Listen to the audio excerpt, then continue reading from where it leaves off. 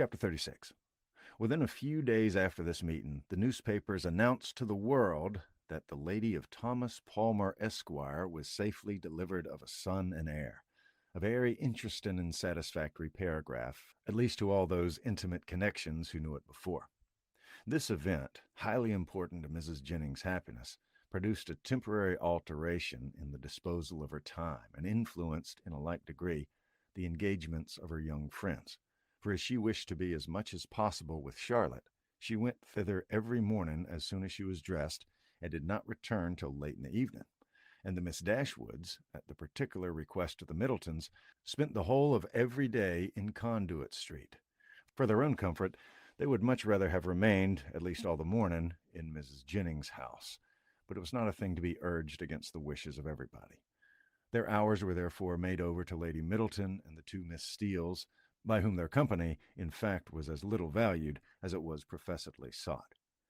They had too much sense to be desirable companions to the former, and by the latter they were considered with a jealous eye, as intruding on their ground and sharing the kindness which they wanted to monopolize. Though nothing could be more polite than Lady Middleton's behavior to Eleanor and Marianne, she did not really like them at all. Because they flattered neither herself nor her children, she could not believe them good-natured, and because they were fond of reading, she fancied them satirical, perhaps without exactly knowing what it was to be satirical, but that did not signify. It was censure in common use and easily given. Their presence was a restraint both on her and on Lucy. It checked the idleness of one and the business of the other. Lady Middleton was ashamed of doing nothing before him, and the flattery which Lucy was proud to think of and administer at other times, she feared they would despise her for offering. Miss Steele was the least discomposed of the three by their presence, and it was in their power to reconcile her to it entirely. Would either of them only have given her a full and minute account of the whole affair between Marianne and Mr. Willoughby, she would have thought herself amply rewarded for the sacrifice of the best place by the fire after dinner which their arrival occasioned. But this conciliation was not granted, for though she often threw out expressions of pity for her sister to Eleanor, and more than once dropped a reflection on the inconstancy of Beau before Marianne, no effect was produced, but a look of indifference from the former or of disgust from the latter. An effort even yet lighter might have made her their friend, would they only have laughed at her about the doctor. But so little were they, any more than the others, inclined to oblige her, that if Sir John dined from home, she might spend a whole day without hearing any other raillery on the subject than what she was kind enough to bestow on herself. All these jealousies and discontents, however, were so totally unsuspected by Mrs. Jennings that she thought it a delightful thing for the girls to be together, and generally congratulated her young friends every night on having escaped the company of a stupid old woman so long. She joined them sometimes at Sir John's, sometimes at her own house, and sometimes she always came in excellent spirit. But whenever it was, she always came in excellent spirits, full of delight and importance, attributing Charlotte's well-doing to her own care, and ready to give so exact, so minute a detail of her situation as only Miss Steele had curiosity enough to desire. One thing did disturb her, and of that made her daily complaint. Mr. Palmer maintained the common but unfatherly opinion among his sex of all infants being alike, and though she could plainly perceive at different times the most striking resemblance between this baby and every one of his relations on both sides, there was no convincing his father of it, no persuading him to believe that it was not exactly like every other baby of the same age, nor could he even be brought to acknowledge the simple proposition of its being the finest child in the world. I come now to the relation of a misfortune, which about this time befell Mrs. John Dashwood. It so happened that while her two sisters with Mrs. Jennings were first calling on her in Harley Street, another of her acquaintance had dropped in, a circumstance in itself not apparently likely to produce evil to her. But while the imaginations of other people will carry them away to form wrong judgments on our conduct and to decide on it by slight appearances, one's happiness must in some measure be always at the mercy of chance. In the present instance, this last arrived lady allowed her fancy to so far outrun truth and probability that on merely hearing the name of the Miss Dashwoods and understanding them to be Mr. Dashwood's sisters, she immediately concluded him to be staying in Harley Street, and this misconstruction produced within a day or two afterwards cards of invitation for them as well as for their brother and sister to a small musical party at her house. The consequence of which was that Mrs. John Dashwood was obliged to submit not only to the exceedingly great inconvenience of sending her carriage for the Miss Dashwoods, but, what was still worse, must be subject to all the unpleasantness of appearing to treat 'em with attention. And who could tell that they might not expect to go out with her a second time? The power of disappointing 'em, it was true, must always be hers. But that was not enough, for when people are determined on a mode of conduct which they know is wrong, they feel injured by the expectation of anything better from them. Mary Ann had now been brought by degrees so much into the habit of going out every day that it had become a matter of indifference to her whether she went or not, and she prepared quietly and mechanically for every evening's engagement, though without expecting the smallest amusement from any, and very often without knowing till the last moment where it was to take her. To her dress and appearance she was grown so perfectly indifferent as to not bestow half the consideration on it during the whole of her toilet, which it received from Miss Steele in the first 5 minutes of their being together when it was finished. Nothing escaped her minute observation and general curiosity. She saw everything and asked everything, was never easy till she knew the price of every part of Mary Ann's dress, and could have guessed the number of her gowns together with better judgment than Mary Ann herself, and was not without hopes of finding out before they parted how much her washing cost per week, and how much she had every year to spend upon herself. The impertinence of these kind of scrutinies, moreover, was generally concluded with a compliment, which was considered by Mary Ann as the greatest impertinence of all.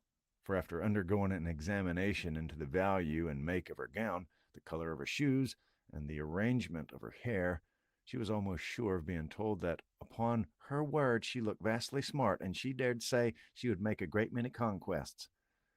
With such encouragement as this, she was dismissed on the present occasion to her brother's carriage, which they were ready to enter 5 minutes after it stopped at the door, a punctuality not very agreeable to her sister-in-law, who had preceded them to the house of her acquaintance, and was there hoping for some delay on their part that might inconvenience either herself or her coachman. The events of this evening were not very remarkable. The party, like other musical parties, comprehended a great many people who had real taste for the performance, and a great many more who had none at all, and the performers themselves were, as usual, in their own estimation, and that of their immediate friends, the first private performers in England. As Eleanor was neither musical nor affecting to be so, she made no scruple of turning her eyes from the grand pianoforte whenever it suited her, and unrestrained even by the presence of a harp and violoncello, would fix them at pleasure on any other object in the room.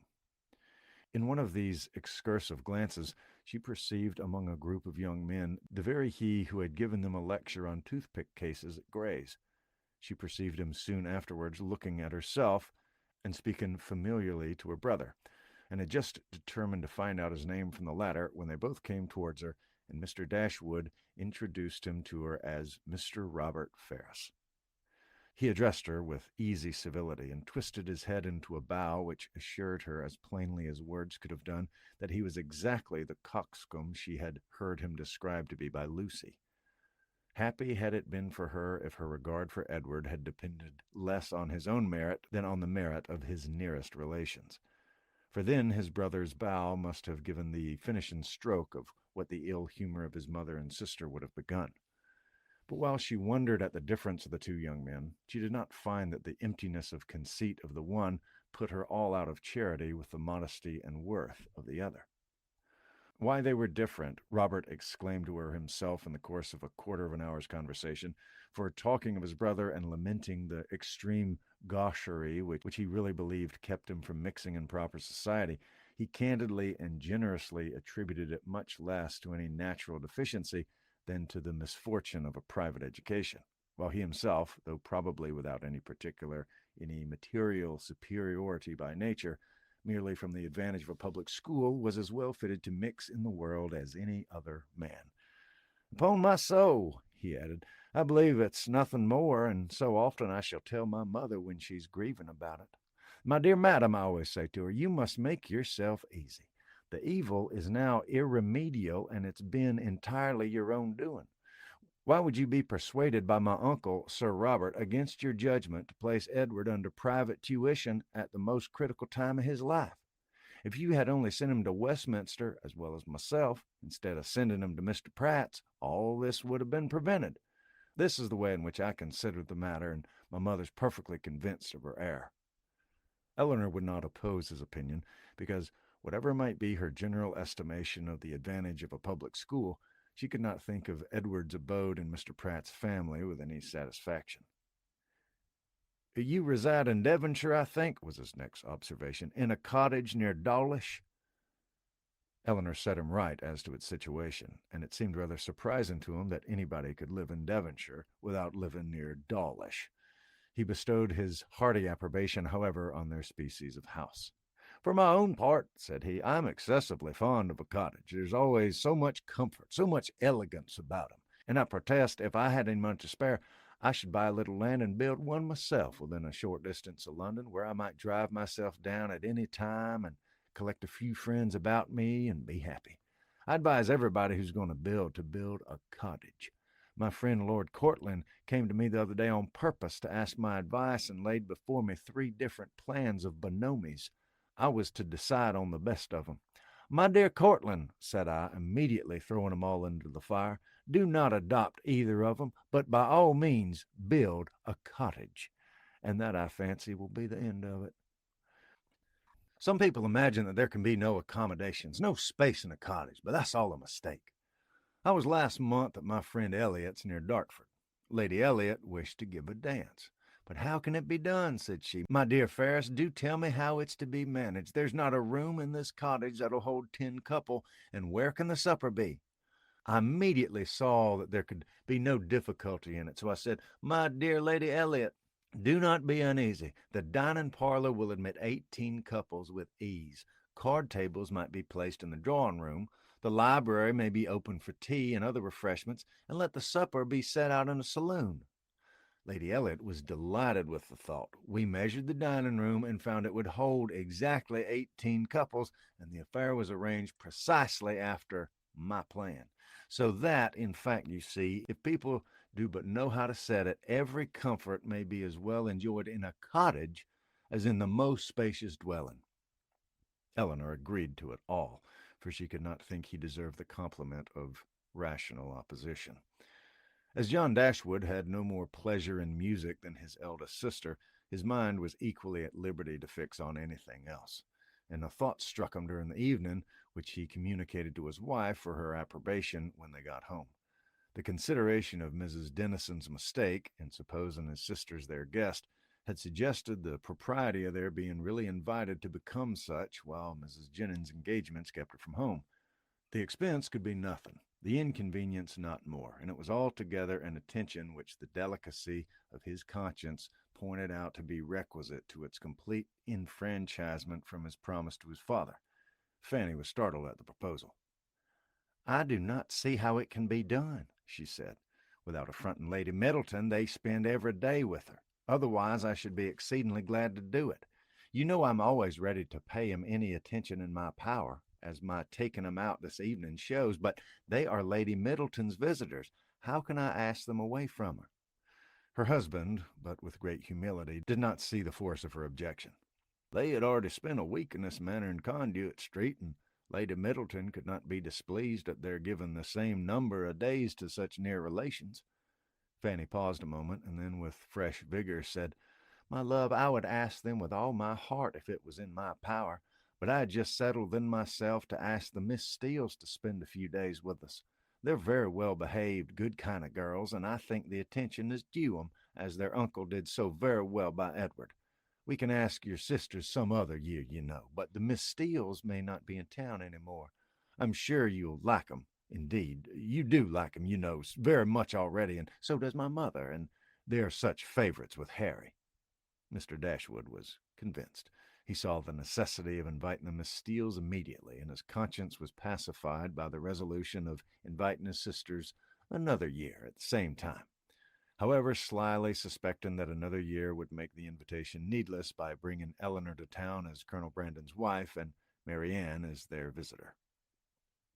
Fanny, rejoicing in their escape and proud of the ready wit that had procured it, wrote the next morning to Lucy to request her company and her sister's for some days in Harley Street as soon as Lady Middleton could spare 'em. This was enough to make Lucy really and reasonably happy. Mrs. Dashwood seemed actually working for her herself, cherishing all her hopes and promoting all her views. Such an opportunity of being with Edward and his family was above all things the most material to her interest, and such an invitation the most gratifying to her feelings. It was an advantage that could not be too gratefully acknowledged, nor too speedily made use of, and the visit to Lady Middleton, which had not before had any precise limits, was instantly discovered to have been always meant to end in 2 days' time. When the note was shown to Eleanor, as it was within 10 minutes after its arrival, it gave her, for the first time, some share in the expectations of Lucy. For such a mark of uncommon kindness, vouchsafed on so short an acquaintance, seemed to declare that the goodwill towards her arose from something more than merely malice against her, and might be brought, by time and address, to do everything that Lucy wished.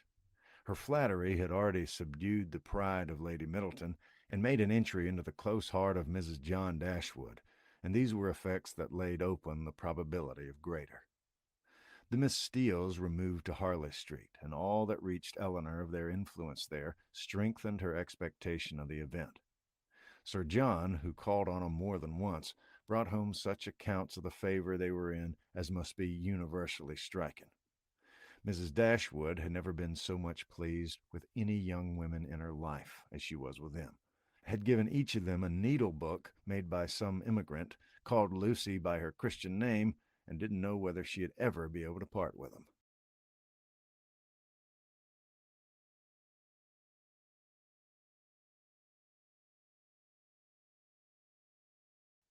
Chapter 37. Mrs. Palmer was so well at the end of a fortnight that her mother felt it no longer necessary to give up the whole of her time to her, and content herself with visiting with her once or twice a day, returned from that period to her own home and her own habits, in which she found the Miss Dashwoods very ready to resume their former share. About the third or fourth morning after their being thus resettled in Berkeley Street, Mrs. Jennings, on returning from her ordinary visit to Mrs. Palmer, entered the drawing-room where Eleanor was sitting by herself, with such an air of such hurry and importance as prepared her to hear something wonderful, and given her time only to form that idea, began directly to justify it by saying, "Lord, my dear Miss Dashwood, have you heard the news?" "No, ma'am, what is it?" "Something so strange, but you shall hear of it. When I got to Mr. Palmer's, I found Charlotte quite in a fuss about the child. She was sure it was very ill. It cried and fretted and was all over pimples. So I looked at it directly, and Lord, my dear, says I, it's nothing in the world but red gum. And the nurse said just the same thing. But Charlotte would not be satisfied, so Mr. Donovan was sent for, and luckily he happened to come in from Harley Street, so he stepped over directly, and as soon as he saw the child, he said just what we did, that it was nothing in the world but the red gum. Then Charlotte was easy.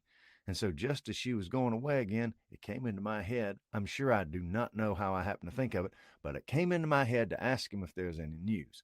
So upon that he smirked and simpered and looked grave and seemed to know something or other, and at last he said in a whisper, "For fear any unpleasant report should reach the young ladies under your care as to their sister's indisposition, I think it advisable to say that I believe there's no great reason for alarm. I hope Mrs. Dashwood will do very well." "What, is Fanny ill?" "That is exactly what I said, my dear. Lord, says I, is Mrs. Dashwood ill?" So then it all came out, and the long and the short of the matter, by all I can learn, seems to be this. Mr. Edward Ferrars, the very young man I used to joke with you about, but however, as it turns out, I'm monstrous glad there was never anything in it. Mr. Edward Ferrars, it seems, has been engaged above this 12-month to my cousin, Lucy. There's for you, my dear, and not a creature knowing a syllable of the matter except Nancy. Could you believe such a thing possible? There's no great wonder in their liking one another, but that matters should be brought so forward between 'em and nobody suspect it. That's strange. I never happened to see 'em together, or I'm sure I would have found it out directly. Well, And so this was kept at a great secret for fear of Mrs. Ferris, and neither she nor your brother or sister suspected a word of the matter till this very morning. Poor Nancy, who, you know, is a well-meaning creature, but no conjurer, popped it all out. Lord, thinks she said to herself, they're all so fond of Lucy. To be sure they'll make no difficulty about it. And so away she went to your sister, who was sitting all alone at her carpet work, little suspecting what was to come, for she had just been saying to your brother only 5 minutes before that she thought to make a match between Edward and some lord's daughter or other, I forget who. So you may think what a blow it was to all her vanity and pride. She fell into violent hysterics immediately, with such screams as reached your brother's ears as he was sitting in his own dressing room downstairs thinking about writing a letter to his steward in the country. So up he flew directly. A terrible scene took place, for Lucy was come to him by that time, little dreaming of what was going on. Poor soul, I pity her, and I must say I think she was used very hardly, for your sister scolded like any fury and soon drove her into a fainting fit. Nancy, she fell on her knees and cried bitterly, and your brother, he walked about the room and said he did not know what to do. Mrs. Dashwood declared that she should not stay a minute longer in the house, and your brother was forced to go out upon his knees, too, to persuade her to let him stay till they had packed up their clothes. Then she fell into hysterics again, and was so frightened that he would send for Dr. Donovan, and Dr. Donovan found the house in all this uproar.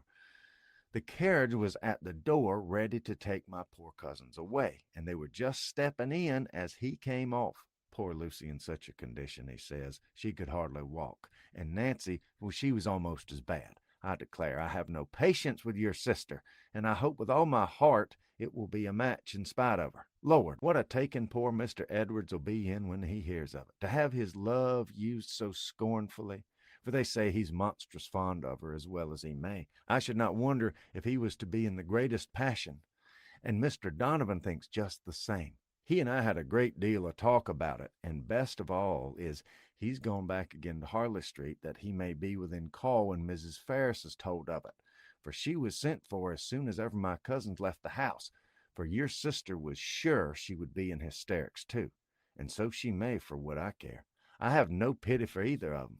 I have no notion of people's making such a to-do about money and greatness.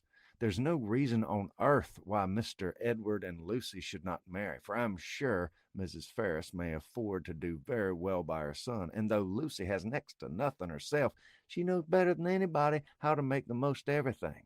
I dare say if Mrs. Ferris would only allow him 500 a year, she would make as good an appearance with it as anybody else would with 8.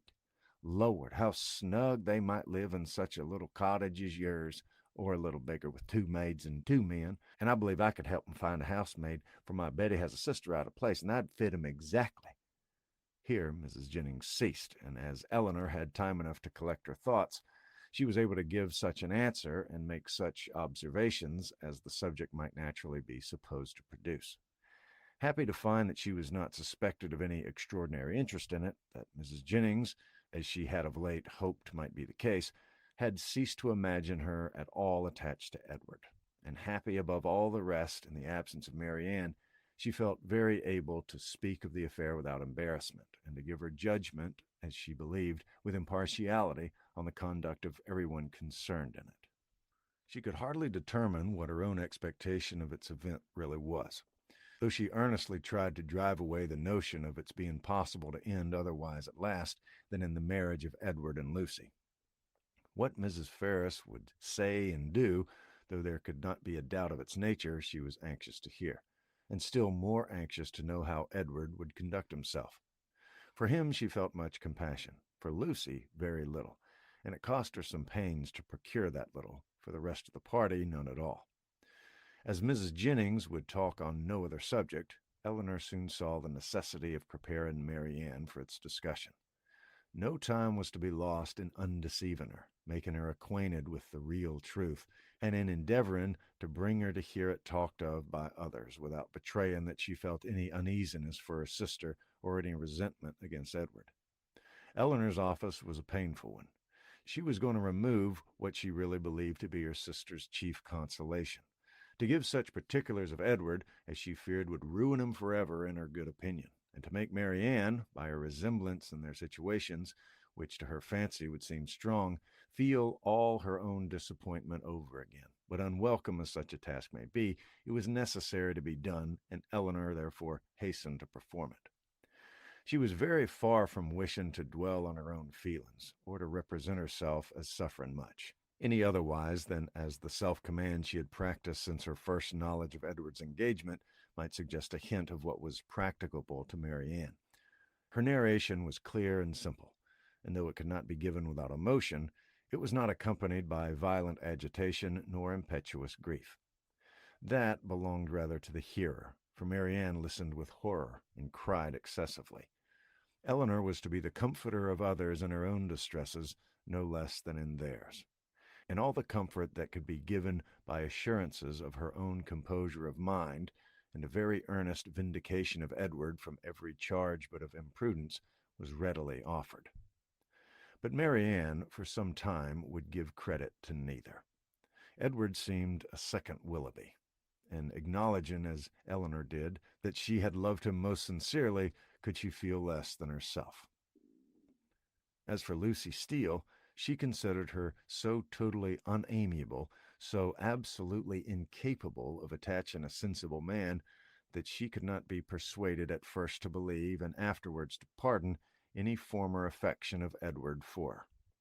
She would not even admit it to have been natural, and Eleanor left her to be convinced that it was so, by that which only could convince her a better knowledge of mankind. Her first communication had reached no farther than to state the fact of the engagement and the length of time it had existed. Marianne's feelings had then broken in and put an end to all regularity of detail, and for some time all that could be done was to soothe her distress, lessen her alarms, and combat her resentment. The first question on her side, which led to farther particulars, was, "How long has this been known to you, Eleanor? Has he written to you?" "I have known it these 4 months, when Lucy first came to Barton Park last November. She told me in confidence of her engagement." At these words, Marianne's eyes expressed the astonishment which her lips could not utter. After a pause of wonder, she exclaimed, "4 months? Have you known of this for 4 months?" Eleanor confirmed it. "What, while attending me in all my misery, has this been your heart, and I have reproached you for being happy?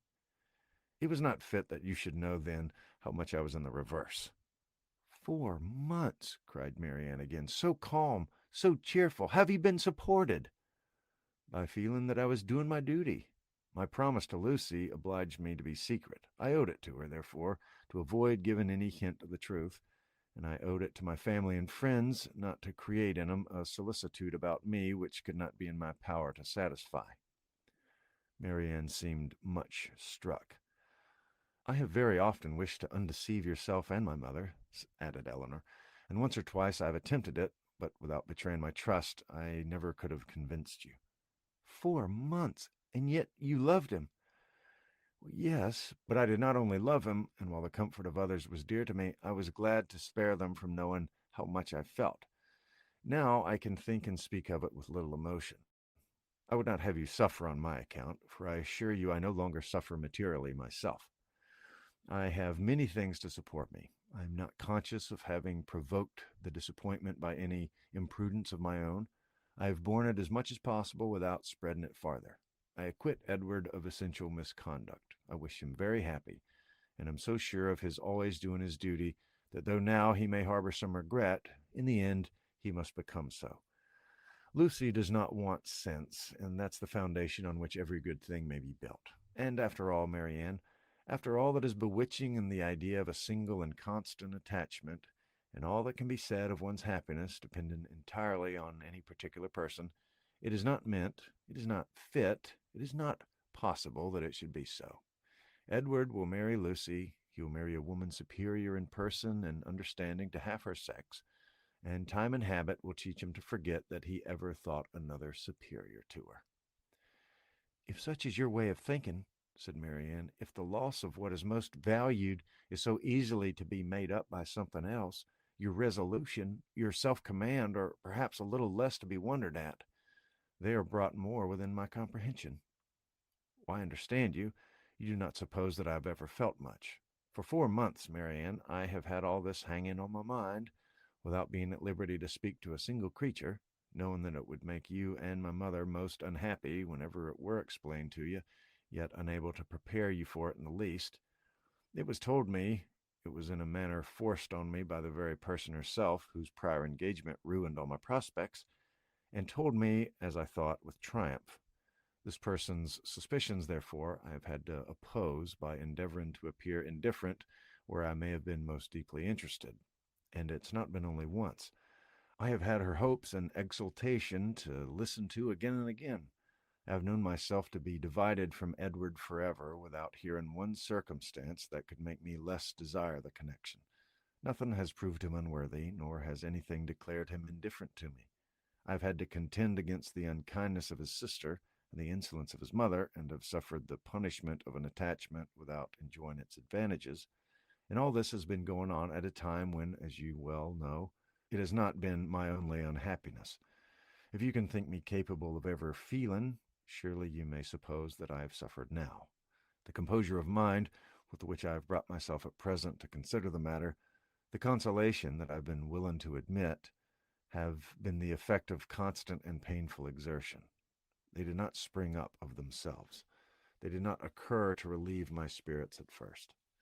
No, Marianne, then, if I had not been bound to silence, perhaps nothing could have kept me entirely, not even what I owed to my dearest friends, from openly showing that I was very unhappy. Marianne was quite subdued. "Oh, Eleanor," she cried, "you have made me hate myself forever. How barbarous I've been to you, you who have been my only comfort, who have borne with me in all my misery, who have seemed to be only suffering for me. Is this my gratitude? Is this the only return I can make you, because your merit cries out upon myself? I've been trying to do it away." The tenderest caresses followed this confession. In such a frame of mind as she was now in, Eleanor had no difficulty in obtaining from her whatever promise she required, and at her request, Marianne engaged never to speak of any affair to anyone with the least appearance of bitterness, to meet Lucy without betraying the smallest increase of dislike to her, and even to see Edward himself, if chance should bring them together, without any diminution of her usual cordiality. These were great concessions, but where Marianne felt that she had injured, no reparation could be too much for her to make. She performed her promise of being discreet to admiration. She attended to all that Mrs. Jennings had to say upon the subject without an unchanging complexion, dissented from her in nothing, and was heard 3 times to say, "Yes, ma'am." She listened to her praise of Lucy with only moving from one chair to another, and when Mrs. Jennings talked of Edward's affection, it only cost her a spasm in her throat. Such advances towards heroism in her sister made Eleanor feel equal to anything herself. The next morning brought a farther trial of it, in a visit from their brother, who came with a most serious aspect to talk over the dreadful affair and to bring them the news of his wife. "You've heard, I suppose," he said with great solemnity as he was seated, "of the very shocking discovery that took place under our roof yesterday." They all looked their assent. It seemed too awful a moment for speech. "Your sister," he concluded, "has suffered dreadfully. Mrs. Ferris, too, in short, has been a scene of such complicated distress, but I hope that the storm may be weathered without our being any of us quite overcome. Poor Fanny, she was all in hysterics yesterday, but I would not alarm you too much.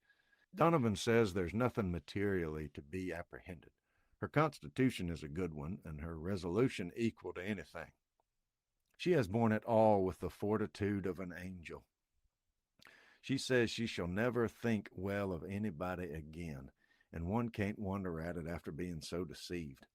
Meeting with such ingratitude where so much kindness had been shown, so much confidence had been placed, it was quite out of the benevolence of her heart that she had asked these young women to her house, merely because they thought they deserved some attention, were harmless, well-behaved girls, and would be pleasant companions.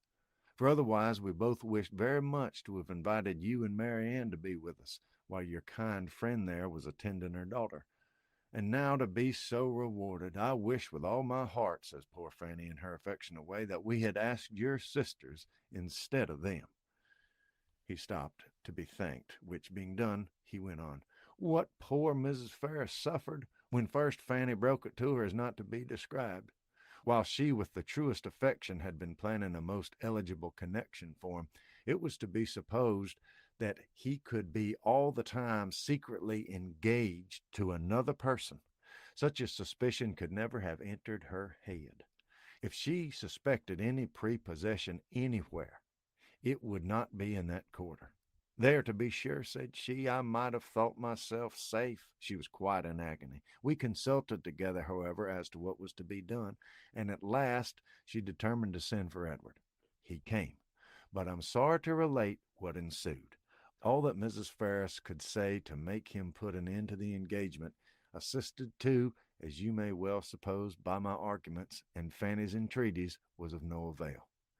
Duty, affection, everything was disregarded.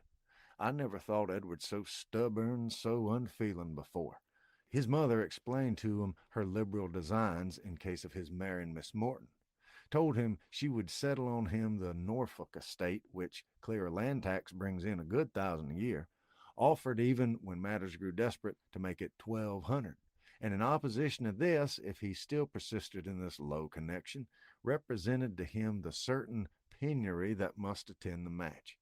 His own £2,000, she protested, should be his all. She would never see him again, and so far would she be from affording him the smallest assistance that if he were to enter into any profession with the view of better support, she would do all in her power to prevent him advancing in it. Here Mary Ann, in an ecstasy of indignation, clapped her hands together and cried, "Gracious, can this be possible?" "Well, you may wonder, Mary Ann," replied her brother, "at the obstinacy which could resist such arguments as these. Your exclamation is very natural." Mary Ann was going to retort, but remembered her promises and forbore. All this, however, he continued, was urged in vain. Edward said very little, but what he did say was in the most determined manner. Nothing should prevail on him to give up his engagement. He would stand to it, cost him what it might. "Then," cried Mrs. Jennings with blunt sincerity, no longer able to be silent, "he has acted like an honest man. I beg your pardon, Mr. Dashwood, but if he had done otherwise, I should have thought him a rascal. I have some little concern in the business as well as yourself, for Lucy Steele's my cousin, and I believe there's not a better kind of girl in the world, nor one who more deserves a good husband." John Dashwood was greatly astonished, but his nature was calm, not open to provocation, and he never wished to offend anybody, especially anybody of good fortune. He therefore replied without any resentment, "I would by no means speak disrespectfully of any relation of yours, madam. Miss Lucy Steele is, I dare say, a very deserving young woman, but the present case, you know, the connection must be impossible, and to have entered into a secret engagement with a young man under her uncle's care, the son of a woman especially of such very large fortune as Mrs. Ferris, is perhaps altogether a little extraordinary. In short, I don't mean to reflect upon the behavior of any person whom you have a regard for, Mrs. Jennings. We all wish her extremely happy, and Mrs. Ferris' conduct throughout the whole thing has been such as every conscientious good mother in like circumstances would adopt. It's been dignified and liberal. Edward has drawn out his own lot, and I fear it'll be a bad one." Mary Ann sighed out her similar apprehension, and Elinor's heart wrung for the feelings of Edward, while braving his mother's threats, for a woman could not reward him. "Well, sir," said Mrs. Jennings, "and how did it end?" "Well, I'm sorry to say, ma'am, in a most unhappy rupture. Edward's dismissed forever from his mother's notice. He left her house yesterday, but where he's gone, or whether he's still in town, I don't know, for we, of course, can make no inquiry. Poor young man, what's to become of him?" "What indeed, madam? It's a melancholy consideration, born of the prospect of such affluence. I can't conceive a situation more deplorable. The interest of £2,000, how can a man live on it? And when to that is added the recollection that he might, but for his own folly, within 3 months have been in the receipt of £2,500 a year, for Miss Morton has £30,000, I can't picture to myself a more wretched condition. We must all feel for him, the more so because it's totally out of our power to assist him." "Poor young man!" cried Mrs. Jennings. "I'm sure he should be very welcome to bed and board at my house, and so I'd tell him if I could see him. It's not fit that he should be living about at his own charge now at lodgings and taverns." Eleanor's heart thanked her for such kindness towards Edward, though she could not forbear smiling at the form of it. "If he would only have done as well by himself," said John Dashwood, "as all his friends were disposed to do by him, he might now have been in his proper situation, and would have wanted for nothing. But as it is, it must be out of anybody's power to assist him. And there's one thing more preparing against him, which must be worse than all. His mother has determined, with a very natural kind of spirit, to settle that estate upon Robert immediately, which might have been Edward's on proper conditions. I left her this morning with her lawyer, talking over the business." "Well," said Mrs. Jennings, "that's her revenge. Everybody has a way of their own. But I don't think mine would be to make one son independent because another's plagued me." Marianne got up and walked about the room. "Can anybody be more galling to the spirit of a man," continued John, "than to see his younger brother in possession of an estate which might have been his own? Poor Edward, I feel for him sincerely."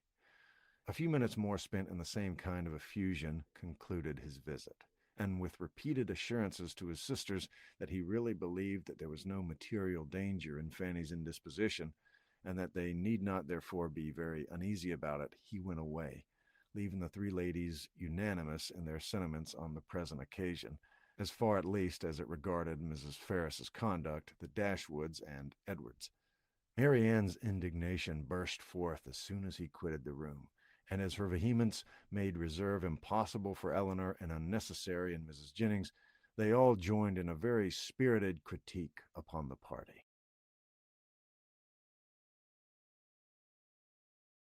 Chapter 38. Mrs. Jennings was very warm in her praise of Edward's conduct, but only Eleanor and Marianne understood its true merit.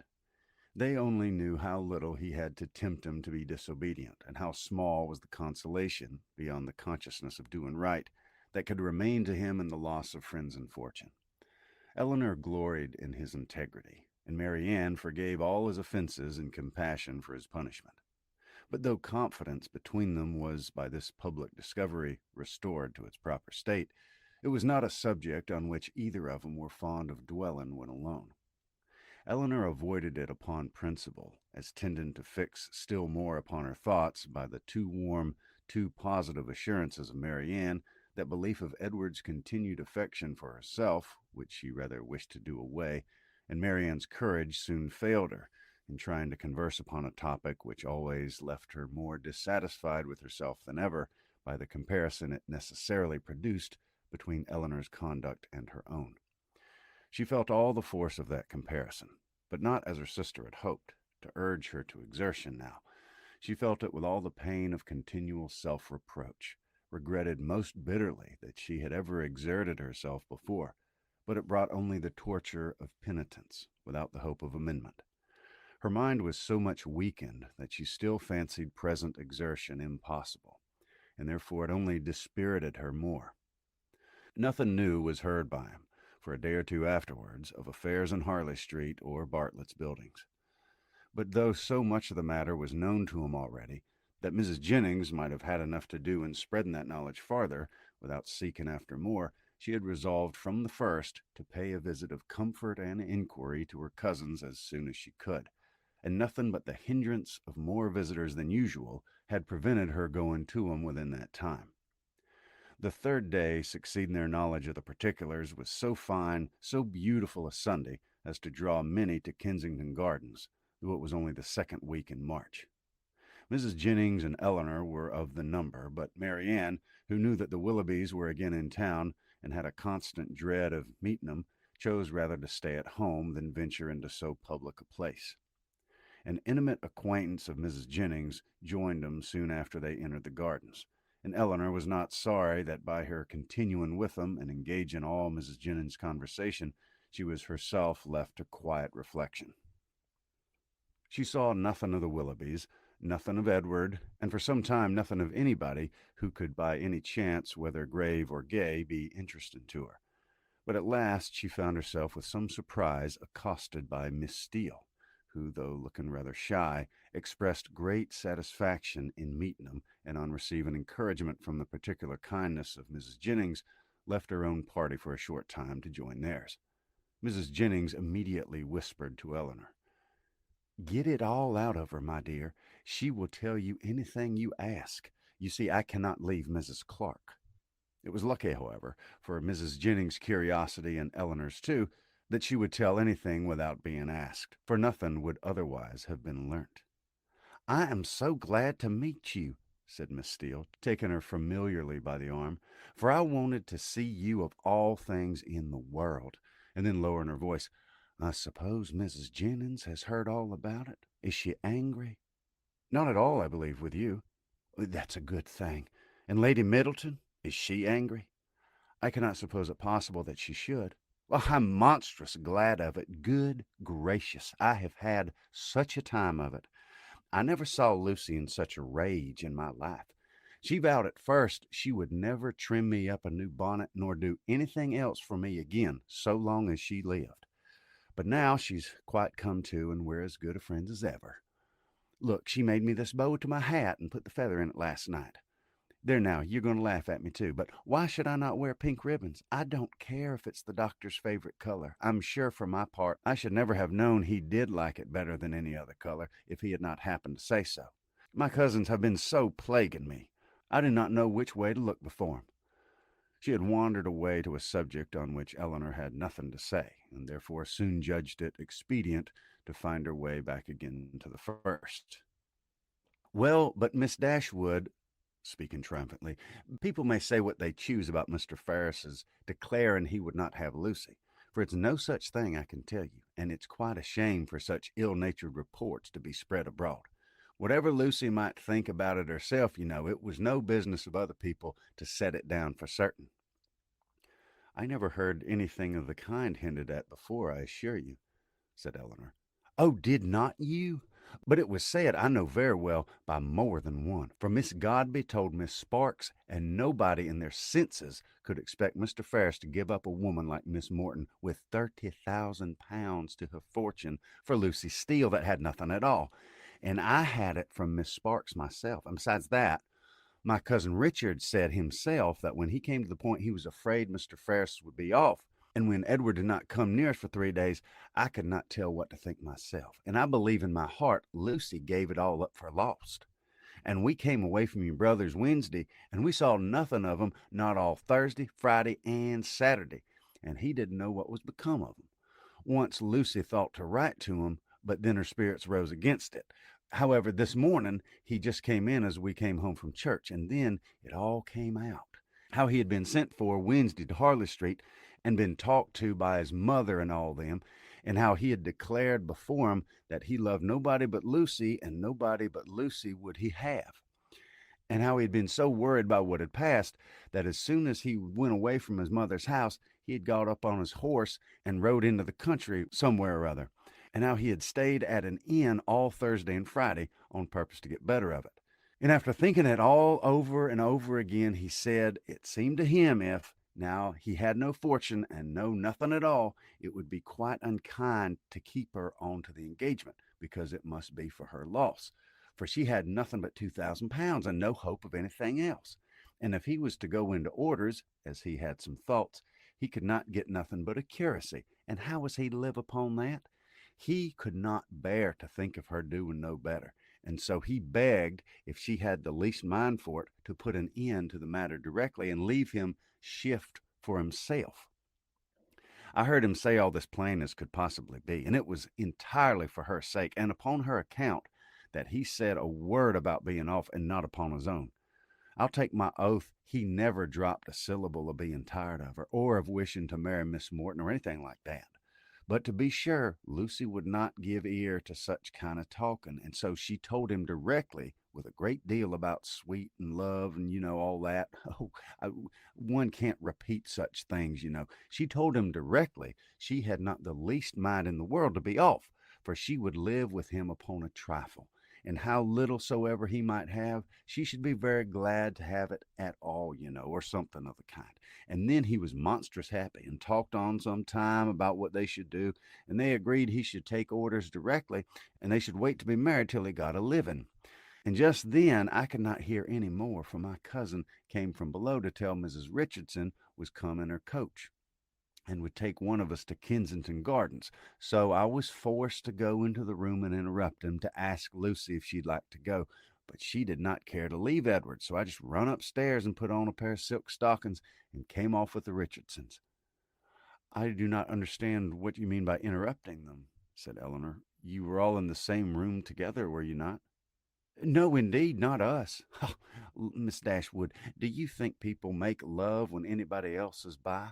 Oh, for shame. To be sure, you must know better than that. No, they were shut up in the drawing room together, and all I heard was by listening at the door. How, cried Eleanor, have you been repeating to me what you only learnt yourself by listening at the door? I'm sorry I did not know it before, for I certainly would not have suffered you to give me particulars of a conversation which you ought not to have known yourself. How could you behave so unfairly to your sister? Oh, there's nothing in that. I only stood at the door and heard what I could, and I'm sure Lucy would have done just the same by me for a year or two back when Martha Sharp and I had so many secrets together. She never made any bones of hiding in a closet or behind a chimney board on purpose to hear what we said. Eleanor tried to talk of something else, but Miss Steele could not be kept beyond a couple of minutes from what was uppermost in her mind. Edward talks of going to Oxford soon, said she, but he is now lodging at Pall Mall. What an ill-natured woman his mother is, ain't she? And your brother and sister were not very kind. However, I shan't say anything against them to you, and to be sure they did send us home in their own chariot, which was more than I looked for. And for my part, I was all in a fright for fear your sister would ask us for the housewife she gave us a day or two before. But however, nothing was said about 'em, and I took care to keep mine out of sight. Edward have got some business at Oxford, he says, so he must go there for a time, and after that, as soon as he can light upon a bishop, he'll be ordained. I wonder what curacy he'll get. Good gracious, I'd lay my life to know what my cousins will say when they hear of it. They'll tell me I should write to the doctor to get Edward the curacy of his new living. I know they will, but I'm sure I would not do such a thing for all the world. I shall say directly, I wonder how you could think of such a thing. I write to the doctor indeed. Well, said Eleanor, it's a comfort to be prepared against the worst, so you've got your answer ready. Miss Steele was going to reply on the same subject, but the approach of her own party made another more necessary. Oh, here come the Richardsons. I had a vast deal more to say to you, but I must not stay away from 'em not any longer. I assure you they're very genteel people. He makes a monstrous deal of money, and they keep their own coach. I have not time to speak to Mrs. Jennings about it myself, but pray tell her I'm quite happy to hear she is not in anger against us, and Lady Middleton the same, and if anything should happen to take you and your sister away, and Mrs. Jennings should want company, I'm sure we should be very glad to come and stay with her for as long a time as she likes.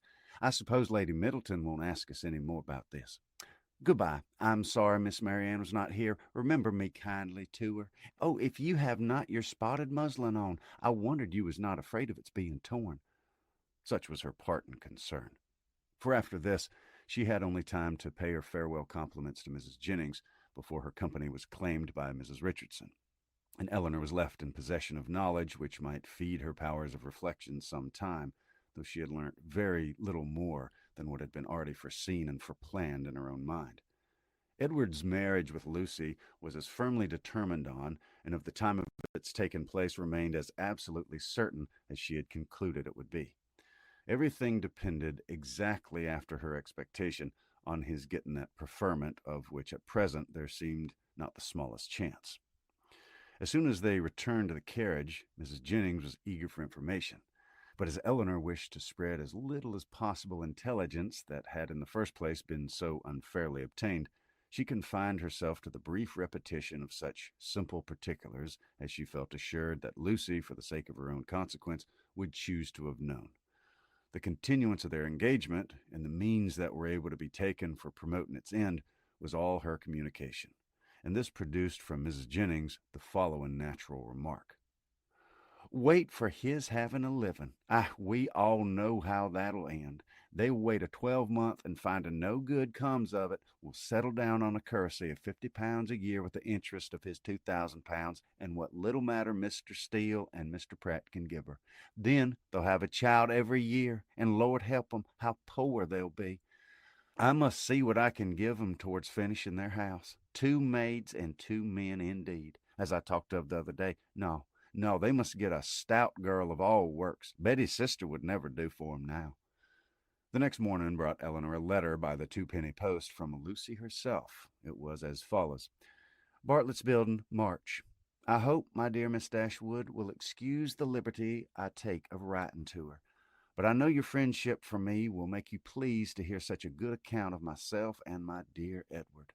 After all the troubles we have been through lately, therefore, will make no more apologies, but proceed to say that, thank God, though we have suffered dreadfully, we're both quite well now, and as happy as we must always be in one another's love. We've had great trials and great persecutions, but, however, at the same time, gratefully acknowledge many friends, yourself not the least among them, whose great kindness I shall always thankfully remember, as will Edward too, who I have told of it. I'm sure you'll be glad to hear, as likewise, dear Mrs. Jennings, I spent 2 happy hours with him yesterday afternoon. He would not hear of our parting, though earnestly did I, as I thought my duty required, urge him to it for prudence sake, and would have parted forever on the spot would he consent to it. But he said it should never be. He did not regard his mother's anger, while he could have my affections. Our prospects are not very bright, to be sure, but we must wait and hope for the best. He'll be ordained shortly, and should it ever be in your power to recommend him to anybody that has a living to bestow, and very sure you'll not forget us, and dear Mrs. Jennings too, trust she will speak a good word for us to Sir John or Mr. Palmer or any friend that may be able to assist us. Poor Anne was much to blame for what she did, but she did it for the best, so I'll say nothing. I hope Mrs. Jennings won't think it too much trouble to give us a call should she come this way any morning. 'Twould be a great kindness, and my cousins would be proud to know her. My paper reminds me to conclude, and begging to be most gratefully and respectfully remembered to her, and to Sir John and Lady Middleton, and the dear children, when you see 'em, and love to Miss Mary Ann. I am Lucy Steele. As soon as Eleanor had finished it, she performed what she concluded to be its writer's real design by placing it in the hands of Mrs. Jennings, who read it aloud with many comments of satisfaction and praise. Very well indeed. How prettily she writes.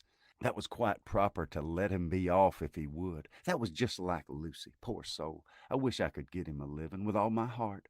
She calls me dear Mrs. Jennings, you see. She's a good-hearted a girl as ever lived. Very well, upon my word. That sentence is very prettily turned. Yes, yes, I'll go and see her, sure enough. How attentive she is to think of everybody. Thank you, my dear, for showing it to me. It's as pretty a letter as I ever saw, and does Lucy's head and heart great credit. Chapter 39.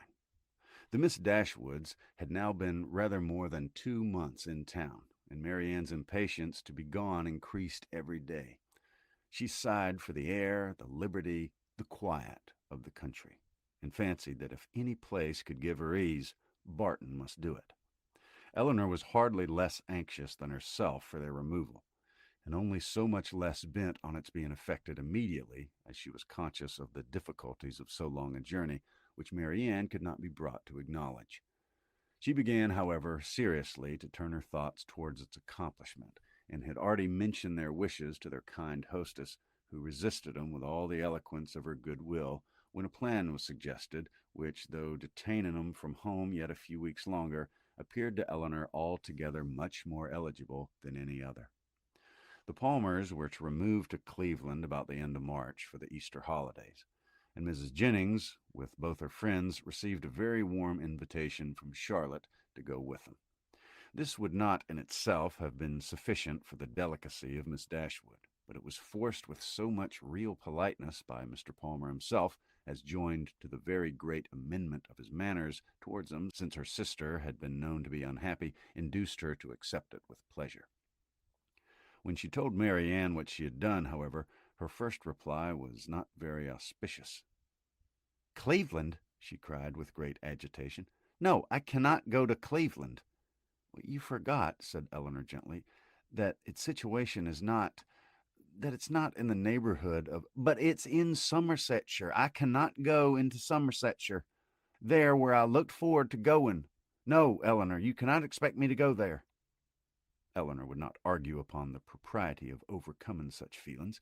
She only endeavored to counteract them by working on others, represented it, therefore, as measure which would fix the time of her returning to that dear mother whom she so much wished to see in a more eligible, more comfortable manner than any other plan could do, and perhaps without any greater delay. From Cleveland, which was within a few miles of Bristol, the distance to Barton was not beyond 1 day, though a long day's journey, and their mother's servant might easily come there to attend them down. And as there could be no occasion of their staying above a week at Cleveland, they might now be at home in little more than 3 weeks' time. As Mary Ann's affection for her mother was sincere, it must triumph with little difficulty over the imaginary evils she had started. Mrs. Jennings was so far from being weary of her guest that she pressed him very earnestly to return with her again from Cleveland. Eleanor was grateful for the attention, but it could not alter her design, and their mother's concurrence being readily gained, everything relative to their return was arranged as far as it could be. And Mary Ann found some relief in drawing up a statement of the hours that were yet to divide her from Barton. "Ah, Colonel, I don't know what you and I shall do without the Miss Dashwoods," was Mrs. Jennings' address to him when he first called on her after their leaving her was settled. "For they are quite resolved upon going home from the Palmers, and how forlorn we shall be when I come back. Lord, we shall sit and gape at one another as dull as two cats." Perhaps Mrs. Jennings was in hopes by this vigorous sketch of their future to provide him to make that offer which might give himself an escape from it, and if so, she had soon afterwards good reason to think her object gained. For on Eleanor's moving to the window to take more expeditiously the dimensions of a print, which he was going to copy for a friend, he followed her to it with a look of particular meaning, and conversed with her there for several minutes. The effect of his discourse on the lady, too, could not escape her observation, though she was too honorable to listen, and had even changed her seat on purpose that she might not hear, to one close by the pianoforte on which Mary Ann was playing. She could not keep herself from seeing that Eleanor changed color, attended with agitation, and was too intent on what he said to pursue her employment. Still farther in confirmation of her hopes, in the interval of Mary Ann's turning from one lesson to another, some words of the Colonel's inevitably reached her ear, in which he seemed to be apologizing for the badness of his house. This set the matter beyond a doubt. She wondered indeed at his thinking it necessary to do so, but supposed it to be the proper etiquette. What Eleanor said in reply she could not distinguish, but judged from the motion of her lips that she did not think that any material objection, and Mrs. Jennings commended her in her heart for being so honest. They then talked on a few minutes longer without her catching a syllable, when another lucky stop in Mary Ann's performance brought her these words in the Colonel's calm voice: "I'm afraid it cannot take place very soon." Astonished and shocked at so unlover-like a speech, she was almost ready to cry out, "Lord, what should hinder it?" but checking her desires, confined herself to this silent ejaculation: "This is very strange. Sure, he will not need to wait to be older." This delay on the Colonel's side, however, did not seem to offend or mortify his fair companion in the least, for on their breaking up the conference soon afterwards and moving different ways, Mrs. Jennings very plainly heard Eleanor say, and with a voice which showed her to feel what she said, "I shall always think myself very much obliged to you." Mrs. Jennings was delighted with her gratitude, and only wondered that after hearing such a sentence, the Colonel should be able to take leave of him, as he immediately did, with the utmost sang-froid, and to go away without making any reply. She had not thought her old friend could have made so indifferent a suitor. What had really passed between them was to this effect: "I have heard," said he with great compassion, "of the injustice your friend Mr. Ferris has suffered from his family. For if I understand the matter right, he's been entirely cast off by him for persevering in his engagement with a very deserving young woman. Have I been rightly informed? Is it so?" Eleanor told him that it was. "The cruelty, the impolitic cruelty," he replied with great feeling, "of dividing, or attempting to divide, two young people so attached to each other is terrible. Mrs. Ferris does not know what she may be doing, what she may drive her son to. I have seen Mr. Ferris 2 or 3 times in Harley Street, and I am much pleased with him. He's not a young man with whom one can be intimately acquainted in a short time, but I've seen enough of him to wish him well for his own sake, and as a friend of yours, I wish it still more. I understand that he intends to take orders. Will you be so good as to tell him that the living of Delaford, now just vacant, as I am informed by this day's post, is his, if he think it worth his acceptance, but that, perhaps so unfortunately circumstanced as he now is, it may be nonsense to appear to doubt. I only wish it were more valuable. It's a rectory, but a small one. The late incumbent, I believe, did not make more than 200 per year, and though it's certainly capable of improvement, I fear not to such an amount as to afford him a very comfortable income. Such as it is, however, my pleasure in presenting it to him will be very great. Pray assure him of it. Eleanor's astonishment at this commission could hardly have been greater had the colonel been really making her an offer with his hand. The preferment, which only 2 days before she had considered as hopeless for Edward, was already provided to enable him to marry, and she, of all people in the world, was fixed on to bestow it. Her emotion was such as Mrs. Jennings had attributed to a very different cause, but whatever minor feelings, less pure, less pleasing, might have to share in that emotion, her esteem for the general benevolence and her gratitude for the particular friendship which together prompted Colonel Brandon to this act were strongly felt and warmly expressed. She thanked him for it with all her heart, spoke of Edward's principles and disposition with that praise which she knew them to preserve, and promised to overtake the commission with pleasure, if it were really his wish to put off so agreeable an office to another. But at the same time, she could not help thinking that no one could perform it as well as himself. It was an office, in short, from which, unwilling to give Edward the pain of receiving an obligation from her, she would have been very glad to be spared herself. But Colonel Brandon, on motives of equal delicacy, declining it likewise, still seemed so desirous of its being given through her means that she would not on any account make farther opposition. Edward, she believed, was still in town, and fortunately she had heard his address from Miss Steele. She could undertake, therefore, to inform him of it in the course of the day.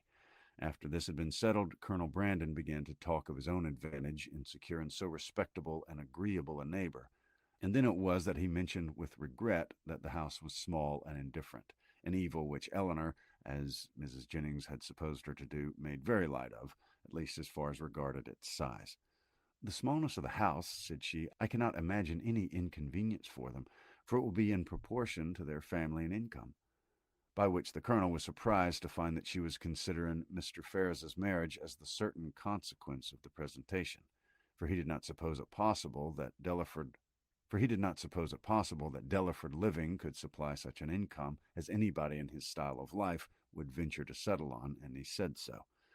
This little rectory can do no more than make Mr. Ferris comfortable as a bachelor. It cannot enable him to marry. I'm sorry to say that my patronage ends with this, and my interest is hardly more extensive. If, however, by an unforeseen chance it should be in my power to serve him farther, I must think very differently of him from what I do now, if I'm not as ready to be useful to him then as I sincerely wish I could be at present. What I'm now doing indeed seems nothing at all, since it can advance him so little towards what must be his principal, his only object of happiness. His marriage must still be a distant good. At least I'm afraid it cannot take place very soon. Such was the sentence which, when misunderstood, so justly offended the delicate feelings of Mrs. Jennings.